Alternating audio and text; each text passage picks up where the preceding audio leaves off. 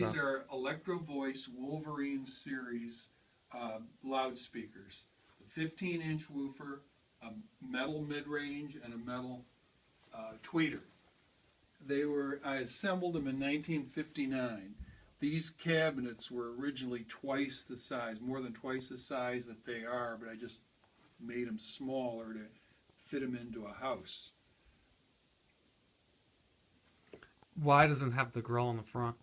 This is just a protection of the woofer speaker, the cone, just the cone. This is metal, so this is just protection to keep things out of the speaker itself. But this cone being as deep as it was, I wasn't concerned about it. Okay.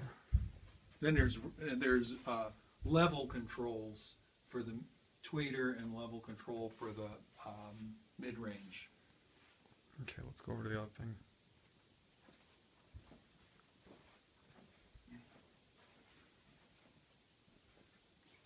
The Eico kits were assembled at the same time, and these two are the HF22s for the each channel, 22 watts, I think 44 peak, way overpowered. They're really pretty nice amplifiers.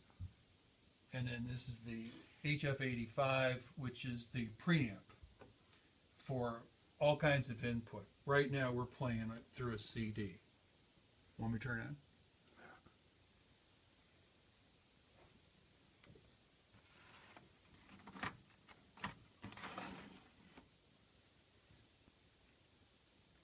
The interesting thing is that in 1959, when I built these, and there weren't very many stereo sets, I made them in Buffalo, and stereo stores, and nobody really was anxious to sell Eico, because I guess they didn't make very much money with it. Same thing with the Wolverine speakers. They weren't anxious to sell those. But I heard them at a stereo show, and I thought, for the amount of money, they were truly of excellent value. Okay, turn it on. We're turning on. Everything's set up so the power powers everything at the same time, except for the CD player. We'll power that up. But the tubes take the traditional 30 seconds or longer to heat up. You can start to see them get the red on them. Get your AC hum. No, there's no input in it at all now. It's just the hum. No matter what the volume is, it's the same hum. We think it might have something to do with the grounding of the plugs. Because remember, these only have 2-wire plugs. There's no grounding in this in 1959. The power comes out of the CD. We'll play the CD. It's a real good, clean sound because it's a CD rather than a record. When I put it together, I put a Gerard record changer with it, and the only thing we had was 33 1/3 LPs or 45 RPMs. Hit play. That's it.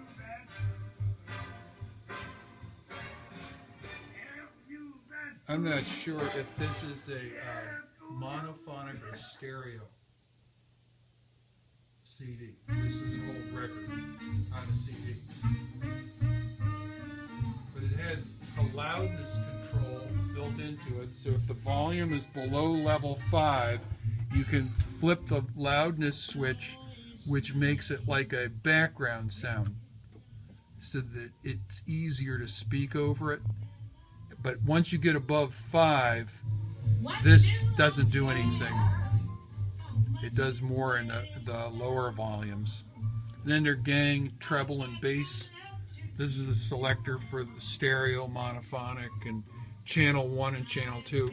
There's channel 1, channel 2. There's stereo. And then this is the input. The various inputs, tape or phono or AM, FM.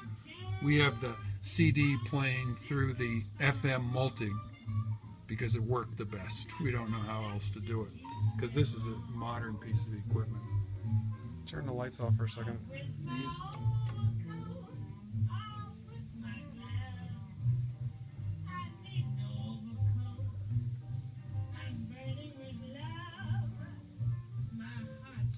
when I set this up, when I bought it at the store, because it was all sight unseen. They didn't stock any of these Eicos or the Electrovoice.